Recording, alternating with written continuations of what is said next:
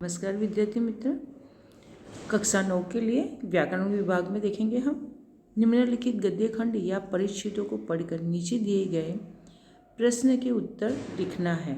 हमें यहाँ पर जो ये एक परिच्छेद दिया है उसे हमें 2 से 3 बार पढ़ना है अच्छे से। उसको पढ़ने के बाद उसी में से हमें प्रश्न के उत्तर ढूंढकर लिखना है।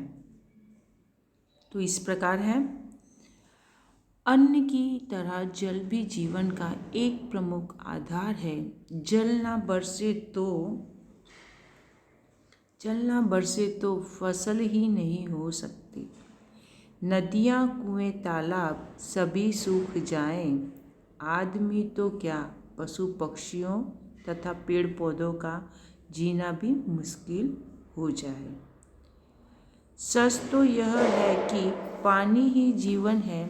इसी से हम अपना शरीर स्वच्छ रखते हैं, इसी से हम कपड़े धोते हैं। इसके बिना न हम भोजन बना सकते हैं, न प्यास बुझा सकते हैं।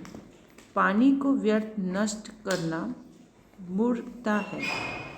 बरसात में जितना मेघ बरसता है उसे यदि हम जलाशयों में जमा कर ले तो उससे अनेक लाभ हो सकते हैं। हमारी सरकार कई नदियों में बड़े बड़े बांध बनाकर विशाल जलाशय तैयार कर रही है।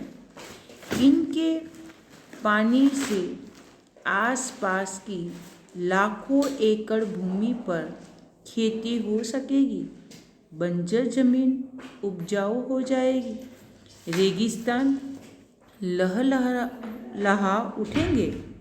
देश में सब जगह खुशहाली नजर आएगी। इसी पानी से बिजली भी पैदा की जाएगी, जिससे हमारे शहर में और गांव जगमगा उठेंगे।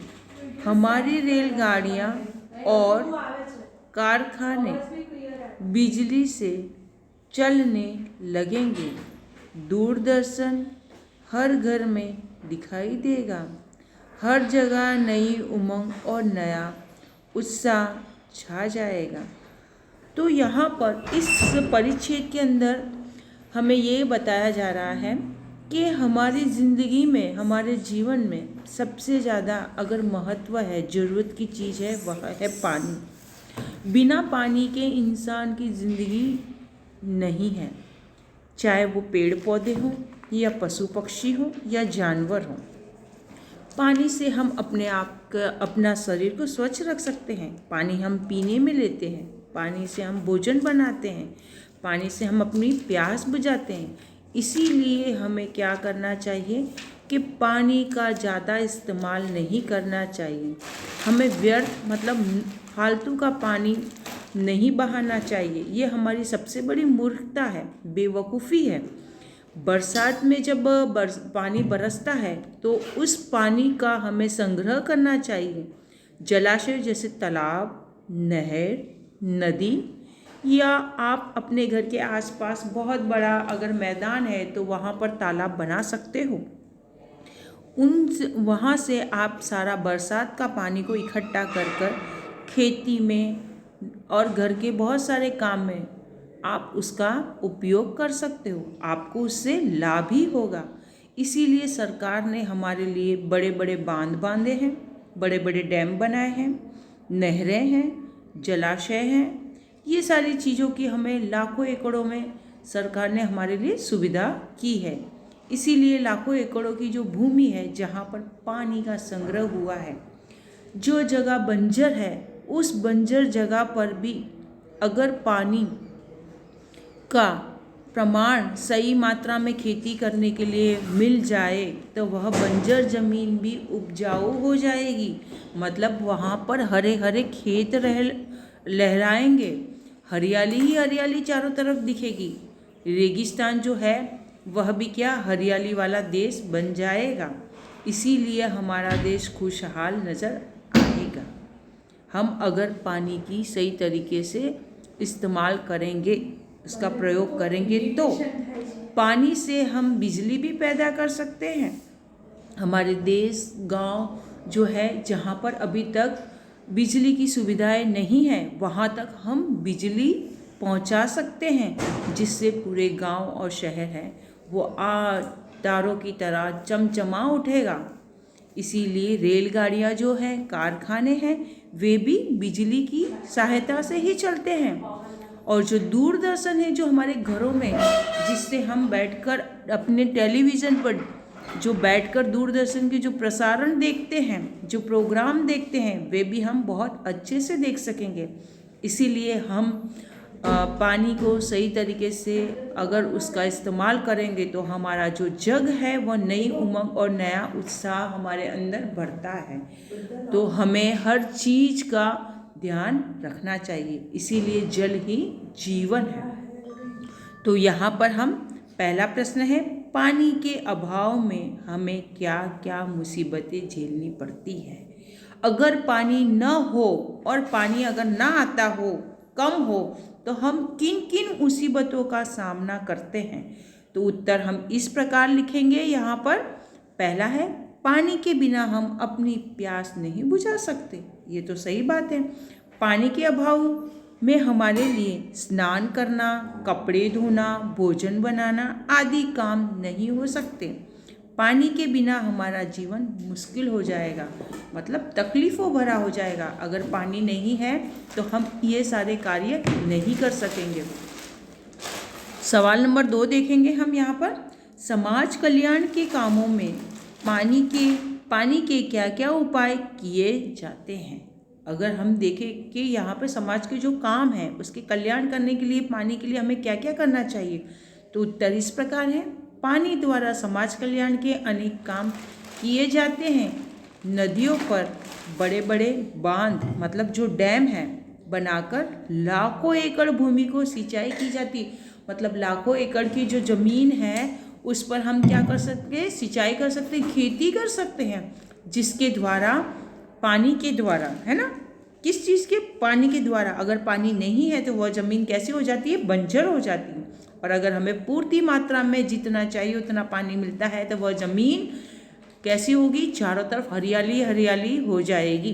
पानी से बिजली बनती है, जिससे शहर और गांव जगमगा उठते हैं। रेलें चलती हैं, कारखाने भी चलते हैं। ठीक है, तो प्रश्न नंबर 3 देखेंगे हम। हमारी सरकार नदियों के जल को किस काम में ला रही है। जो नदियों का जो पानी है, जो जल है, तो सरकार किस काम में ला रही है। उत्तर इस प्रकार है। हमारी सरकार बांध बनाकर नदियों के जल को खेतों की सिंचाई करने, बंजर भूमि को उपजाऊ बनाने और बिजली उत्पन्न करने के काम में ला रही है। जैसे कि यहाँ पर बताया है, नदियों पर क्या बांधा जा रहा है, बांध, मतलब डैम बड़े बड़े, है ना, और उनके उस पानी से रोक कर जब ज़रूरत होती है उन पानी को नहरों के द्वारा, नदियों का जो पानी है उसको नहरों के द्वारा हम दूर दूर तक अपने गांव में, पूरे देश के अंदर जगह जगह तक पानी की जो कमी है उसे पूरी कर सकते हैं। और उसी से हम क्या कर सकते हैं, बंजर भूमि, जो बंजर ज़मीन है, वहाँ पर हम हरे भरे खेत लहराते हुए दिखाई देते हैं। वहाँ पर पानी की मात्रा जो है पूर्ण रूप से पूरी कर सकते हैं। और उसी से हम पानी के द्वारा बिजली भी पैदा कर रहे हैं। उत्पन्न करना मतलब बिजली भी उसमें से पैदा होती है, बिजली उत्पन्न होती है।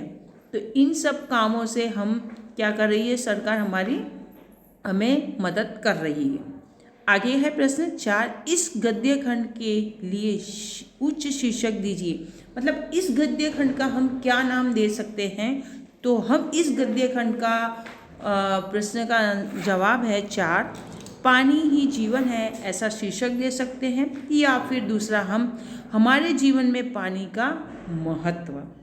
तो विद्यार्थी मित्र, हमें पानी का महत्व क्या है इस परिच्छेद के द्वारा हमें समझ में आना चाहिए और हमें किस तरह से पानी को इस्तेमाल करना चाहिए। आगे हम देखेंगे, यहाँ पर है हमारी एक कहानी, जो रूपरेखा के आधार पर हमें कहानी लिखना है।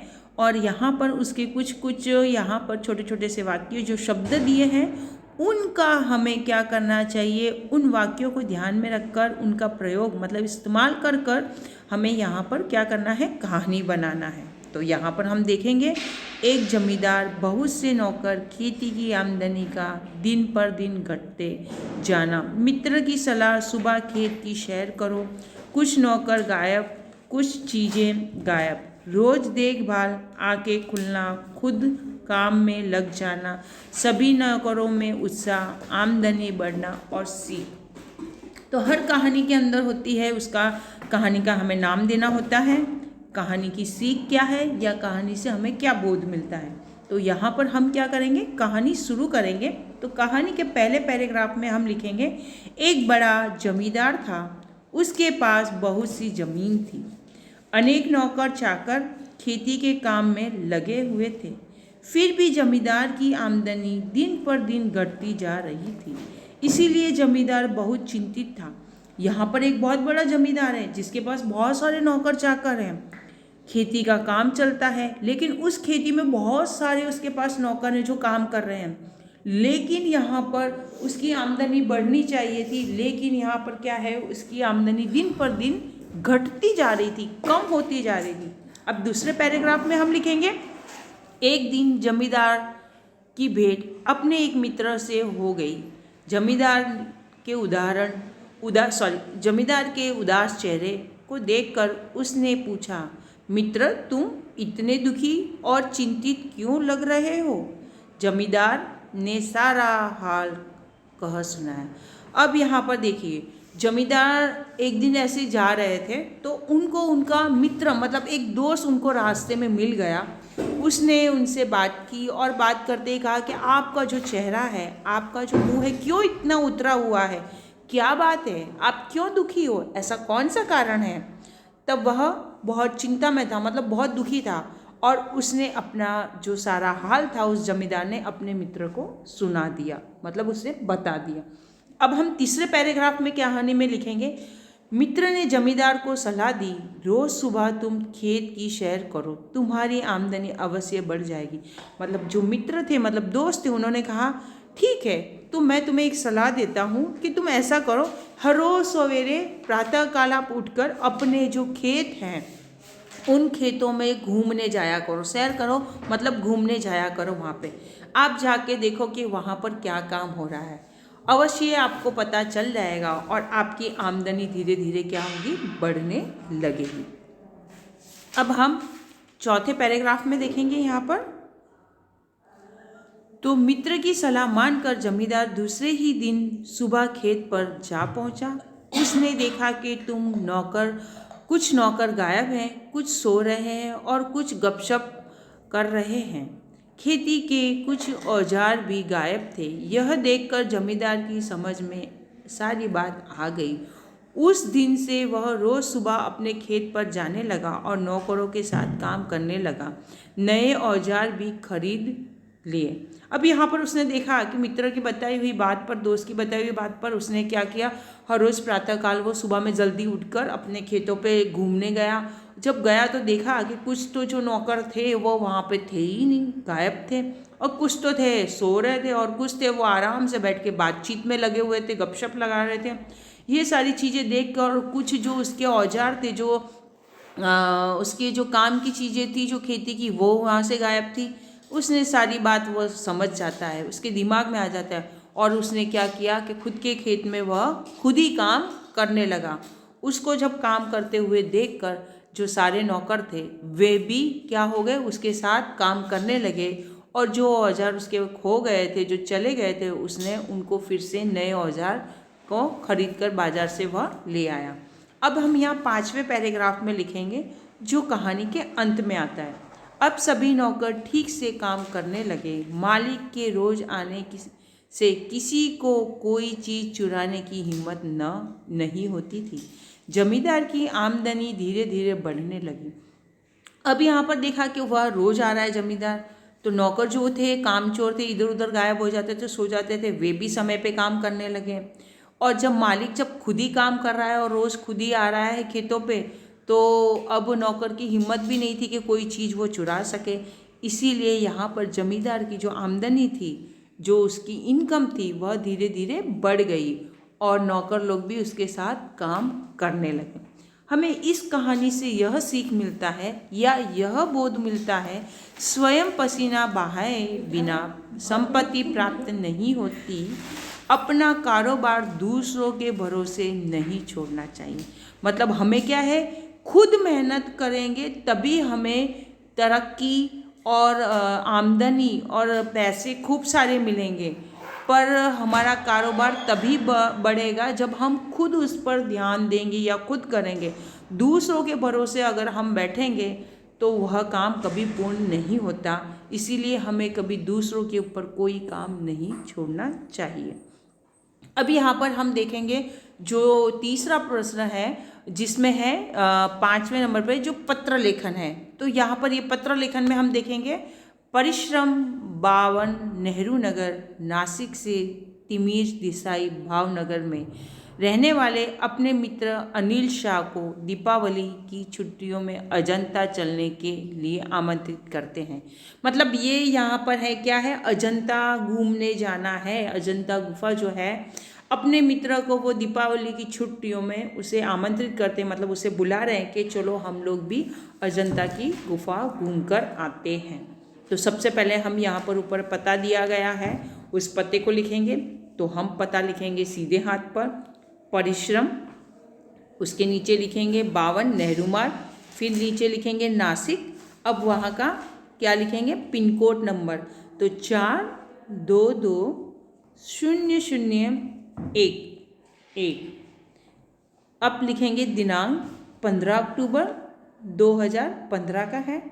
अब यहाँ पर मित्र का नाम लिखेंगे, प्रिय मित्र या प्रिय अनिल, सप्रेम नमस्कार, मतलब तुझे प्यार भरा नमस्कार। तुम्हारे पत्र का कितना इंतजार किया, किंतु जैसे समय ने तुम्हें खरीद लिया है, आखिर मुझे ही पत्र लिखना पड़ा। कल ही अर्धवार्षिक परीक्षा का बोझ सिर से उतरा। आशा है तुम्हारी परीक्षा भी समाप्त हो चुकी होगी। अब यहाँ पर है कि मित्र कह रहा है कि इतने समय से जो परीक्षा का इंतज़ार था, है ना, पहले तो पत्र का इंतज़ार था, तो तुम्हारा पत्र नहीं आया, इसीलिए मैंने ही तुमको पत्र लिख दिया। अब यहाँ पर जो हमारी अर्धवार्षिक, मतलब हमारी जो दूसरी कसौटी है ना, द्वितीय सत्र, वह उसका जो बोझ है, मतलब वह पूर्ण हो चुका है, परीक्षा खत्म हो चुकी है। तो अब जो छुट्टियां हमारी जो हैं शुरू होती हैं दीपावली की, तो तुम्हारी भी मैं आशा करता हूं कि परीक्षा जो है खत्म हो चुकी होगी। दूसरे पैराग्राफ में हम लिखेंगे, कुछ दिनों के बाद दीपावली की छुट्टियां आरंभ होंगी। हमने इन छुट्टियों का सदुपयोग करने का निश्चय किया है।